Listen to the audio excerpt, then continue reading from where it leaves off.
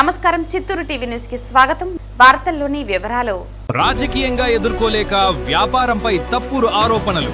చిత్తూరు రాజకీయంగా తనను ఎదుర్కొనే ధైర్యం లేక వైసీపీకి చెందిన కొంతమంది మహిళలు తన వ్యాపారంపై తప్పుడు ఆరోపణలు చేస్తున్నారని చిత్తూరు నియోజకవర్గ తెలుగుదేశం పార్టీ మహిళా అధ్యక్షురాలు లీలావతి ఆరోపించారు. గురువారం ఆమె మాట్లాడుతూ రాజకీయంగా తన ఎదుగుదలను ఓర్చుకోలేక తన వ్యాపారంపై అసత్య ఆరోపణలు చేస్తున్నారని పేర్కొన్నారు. తన వద్ద గతంలో పనిచేసి ప్రస్తుతం పని చేయని కొంతమంది వ్యక్తులకు డబ్బులు ఇచ్చి తనపై తప్పుడు ఆరోపణలు చేసేలా వైసీపీకి చెందిన కొందరు ప్రోత్సహిస్తున్నారని ఆమె ఆరోపించారు. ఈ ఆరోపణల నేపథ్యంలో అధికారులు గురువారం తమ వ్యాపార సంస్థను పరిశీలించారని, ఆ పరిశీలనలో వాస్తవాలు వెలుగులోకి వస్తాయని ఆమె తెలిపారు. తమ పార్టీ నాయకుడికి చెడ్డ పేరు వచ్చేలా తాము ఎలాంటి తప్పు పనులు చేయబోమని లీలావతి స్పష్టం చేశారు.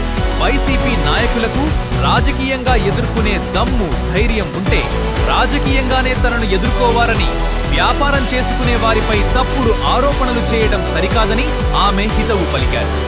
అందరికీ నమస్కారం. చిత్తూరు నియోజకవర్గ మహిళా అధ్యక్షురాలు లీలావతి మాట్లాడుతున్నాను. నా గురించి నిన్న మొన్న అయితే కావాలని వైఎస్ఆర్సీపీ వాళ్ళు రాజకీయంగా ఎదుర్కొనే దమ్ము లేక, ధైర్యం లేక, బొగిసి లేక నా వ్యాపారము, వృత్తి, బ్రతుకుతెరువు ఏదైతే ఉందో దానికి సంబంధించిన దాని మీద పడుతున్నారు.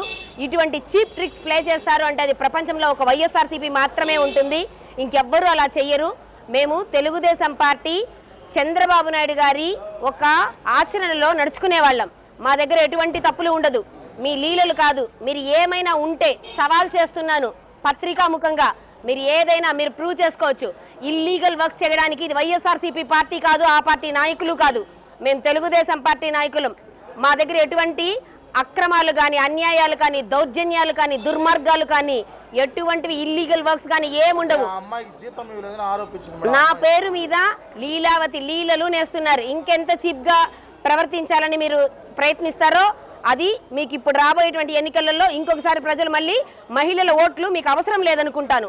అందుకనే మహిళల మీద లేనిపోనివన్నీ కూడా ఇలా కుట్రలు ప్లాన్ చేసి చేస్తున్నారు.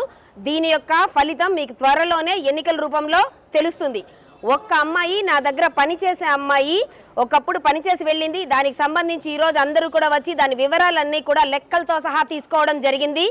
మా సీఎం పేషి దగ్గర నుంచే వచ్చింది. ఏది ఏ ఒక్కరిని వదిలిపెట్టే క్వశ్చనే లేదు. ఏ నిజానిజాలన్నీ కూడా తెలుస్తున్నారు.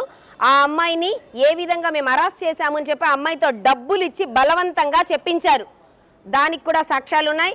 అన్నీ బయటకు వస్తాయి. అన్ని నిజాలు నిగ్గు తేలుస్తాయి. మీరు ఊరికే వెంట్రుక తోకను పట్టుకొని కొండను లాగేయాలని చూస్తే అది జరిగే పని కాదు. ఎప్పటికీ ఇదంతా జరగదు, జరగనివ్వం. ఎందుకంటే నిజమే నిలుస్తుంది, సత్యమేవ జయతే. ఆ వైఎస్ఆర్సీపీ నాయకులు ఎవరైతే ఉన్నారో, హరీష పాప రెడ్డో నాకు తెలీదు, ఆ పాప నన్ను పిన్నిని సంబోధిస్తోంది. ఏ విధంగా ఆ పిల్లకు నేను పిన్ని అవుతానో, సామాజిక వర్గానికి సంబంధించి అయితే కాదు, ఇంక ఏ విధంగానూ నేను ఆ పిల్లకు పిన్ని అవ్వలేను. అటువంటి ఆ పిల్ల రాజకీయ కక్ష మొదలైంది. ఎక్కడ మొదలైంది? వైఎస్ఆర్సీపీ నాయకులు ఇక్కడ రోడ్ల నాణ్యత సరిగ్గా లేదు, బిల్లుల కోసం, డబ్బుల కోసం ఇలా చేస్తున్నారని అడిగినప్పుడు నేను వాళ్ళని ప్రశ్నించాను. ఆ ప్రశ్నకు బదులుగా నువ్వు వ్యక్తిగత జీవితానికి వచ్చి చేస్తున్న వృత్తిని పట్టుకుని నువ్వు మేకప్ వేసుకో, పిన్నులు పెట్టుకొని అప్పుడు వృత్తి మీదనే పడినావు.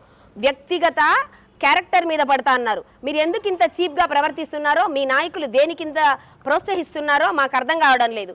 ఆ కక్షను అలాగే పెట్టుకొని దానికి సీక్వెన్స్గా నేను చేసినటువంటి రీల్స్, బైట్స్ ఏవైతే ఉన్నాయో దాన్నంతా మనసులో పెట్టుకొని నా దగ్గర ఇంతకు ముందు ఎప్పుడో పనిచేసి ఆగిపోయినటువంటి వాళ్ళు ఇచ్చినటువంటి ఇన్స్టాగ్రామ్లో రిప్లైని పట్టుకుని వాళ్ళని కాంటాక్ట్ అయ్యి వాళ్ళ దగ్గర నెంబర్ తీసుకొని వాళ్ళకు డబ్బులు ఇచ్చి ప్రేరేపించి హరీషా రెడ్డి నా మీద ఈ విధంగా చీప్ ట్రిక్స్ ప్లాన్ చేస్తున్నారు. మీ వల్ల అయితే లీలావతి లీలలా ఏమన్నా ఉంటే చూపించండి. లోక కళ్యాణం కోసం చేసేటువంటి లీలలు మాత్రమే ఉంటాయి లీలావతి దగ్గర. మీ వల్ల అయితే ప్రూవ్ చేయండి, ఛాలెంజ్ చేస్తున్నాను.